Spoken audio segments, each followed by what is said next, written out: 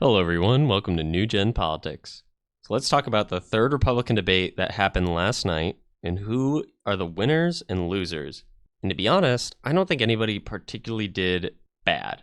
Like, no one failed, no one fell on their face, nothing really horrible happened, but there was definitely, I think, a clear winner and a clear loser.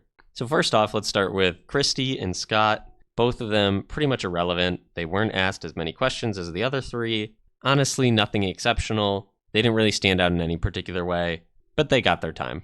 Next, DeSantis. DeSantis did well. He actually did really well. He gave good answers. They were clear. He gave better policy positions than in the past. And I think he's growing to be a better debater and someone who gets his ideas across better. So I'd say he actually did really well last night. But I think the two in particular who were even more prominent than DeSantis were Vivek Ramaswamy and Nikki Haley. And I think Vivek actually won, and I think Nikki actually lost. And the reason is Vivek came out really strong last night. I think he learned that the last debate was not very good for him. He didn't perform well. And so this time he decided to really do what he's meant to do and be the outside candidate. Come in swinging, bring in the ideas that the other candidates won't talk about, have a position that the other candidates would never take, and really be different. An example of this is his opinion on funding Israel, saying, no, we shouldn't fund Israel. We should let Israel do what they need to do to remove the terrorists that are attacking them. But we should not be funding a war for Israel. We should instead fund what's happening at our southern border, where every other candidate was saying, no, we should give as much money to Israel as humanly possible. So Vivek really came out with those opinions that set him apart from the group. He spoke very eloquently last night. And when he decided to go after Nikki Haley, it worked. He hit Nikki Haley really hard. He hit the moderators really hard.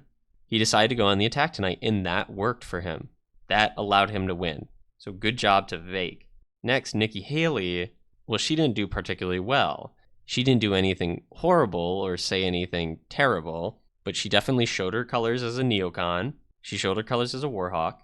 She was attacked by both DeSantis and Vivek, and the attacks worked. They riled her up. She was visibly upset. And a lot of her positions and opinions were not anything exceptional, or in fact, I think they were worse than the rest of the candidates. Even giving the same answer, I think she did a worse job of it, because she always is coming in with that tinge of, we need to go to war, we need to fund the military-industrial complex, especially since most of the questions last night were about Israel-Palestine or something related to foreign policy, because people are really concerned about foreign policy at the moment. So I think she really falls apart there because her plan is to intervene in all of these conflicts, and Americans don't want that anymore. They don't want to intervene in foreign conflicts. They don't want to start a three-sided war in Ukraine, Israel, and China. They don't want to do that. They don't want World War III to happen. So Nikki Haley's foreign policy is pretty contrary to what the average American actually wants. The only people who actually like her seem to be the older war hawk neocon side of the party. So you could hear all her donors in the crowd cheering for her. So I think Vivek will go up because of this. I think DeSantis will go up because of this. Haley's answers weren't bad. Like, if you like her, you like her. She's a good representation of the neocons. So if you're a neocon, you like her. But I don't think her poll numbers are going to go up with any other group besides those. But I think she did well to perform to her base.